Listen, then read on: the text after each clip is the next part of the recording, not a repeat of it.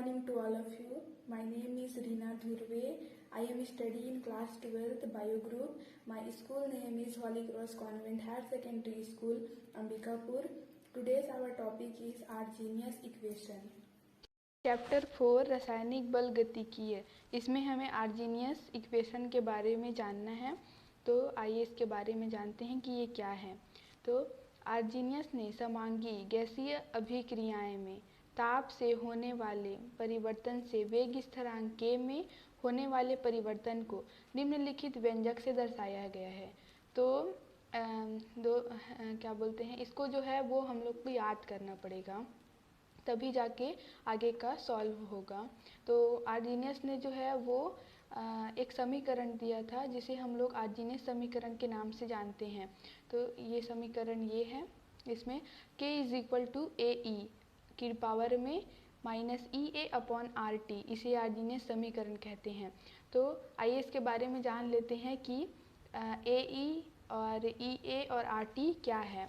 तो ए ई जो है वो आवृत्ति कारक है और ई ए सक्रियण ऊर्जा और टी परमताप। सक्रियण ऊर्जा, दहली ऊर्जा, इससे पहले हम लोग देख चुके हैं कि वो क्या होता है। तो मैं बता देती हूँ कि सक्रियण ऊर्जा क्या होता है। जैसे कोई अभिक्रिया है, उसके पास कुछ ना कुछ एनर्जी होता है, लेकिन उसको संपन्न करने के लिए जो एक्स्ट्रा ऊर्जा दिया जाता है या जो एनर्जी दी जाती है एक्स्ट्रा, उसको हम लोग सक्रियण ऊर्जा कहते हैं। तो आर्जीनियस ने जो समीकरण दिया है उसे हम कह सकते हैं कि आर्जीनियस ने होने वाले ताप में परिवर्तन और उससे वेग स्थिरांक में जो परिवर्तन होता है उससे संबंधित एक समीकरण दिया है, जो है k is equal to a e minus e a बटे आर टी, है ना। तो इसको लिख लेते हैं हम लोग।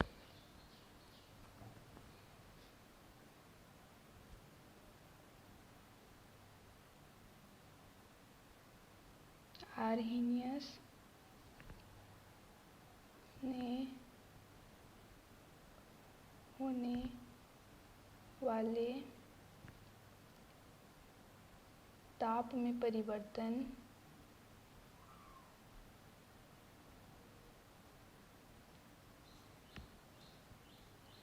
और उससे वेग स्थिरांक में जो परिवर्तन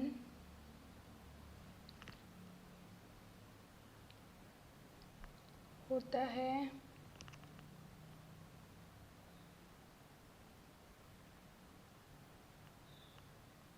उससे संबंधित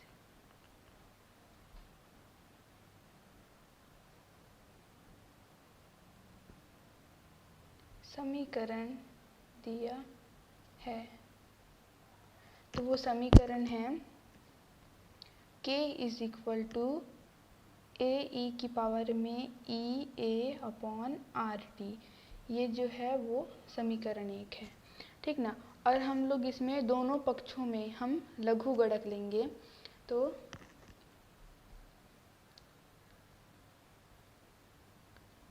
दोनों पक्षों में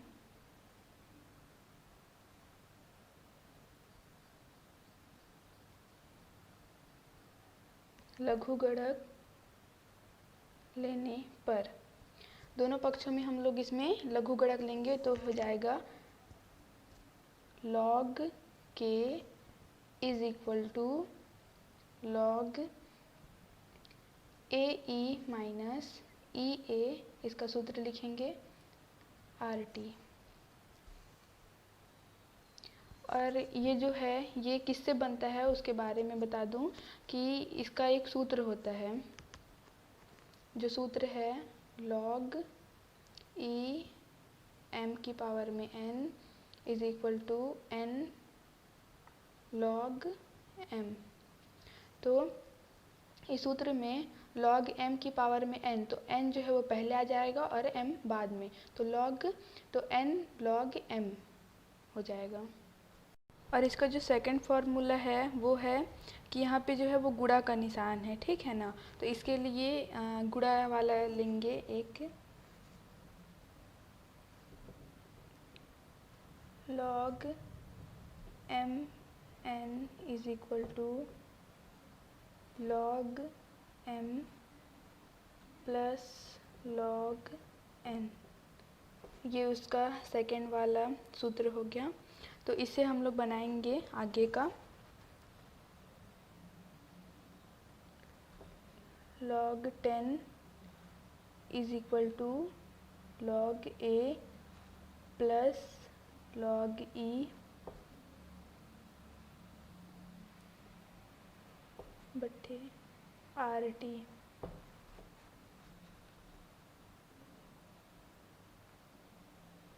log k is equal to log a minus e a और बटे RT वो पहले आ जाएगा सूत्र से, और यहाँ हो जाएगा log e।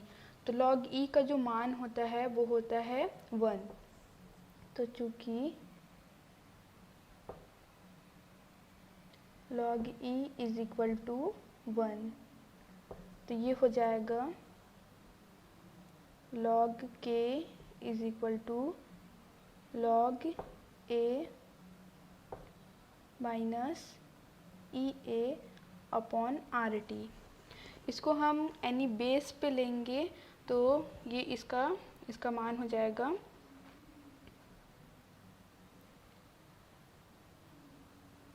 log 10k is equal to log 10a। तो जब हम इसको चेंज करते हैं तो इसमें जो है वो आ जाता है ई ए अपॉन 2.303 RT का गुणा हो जाता है। तो ये जो है ये उसका गणितीय सूत्र है, आर्जीनियस का ये होता है गणितीय सूत्र उसका। आर्जीनियस का ग्राफीय निरूपण होता है, तो मैं इसके लिए एक ग्राफ बना देती हूँ।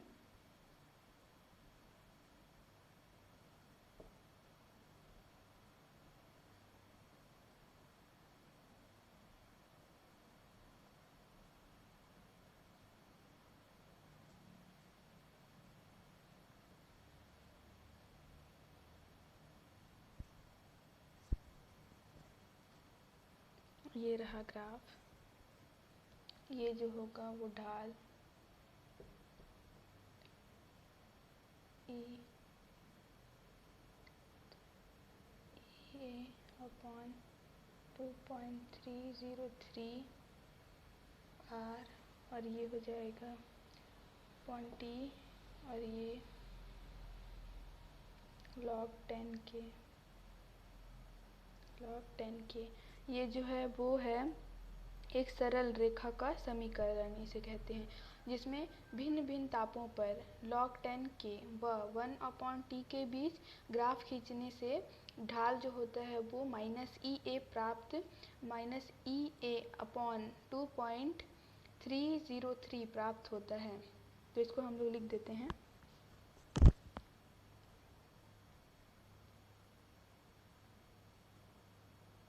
कि भिन्न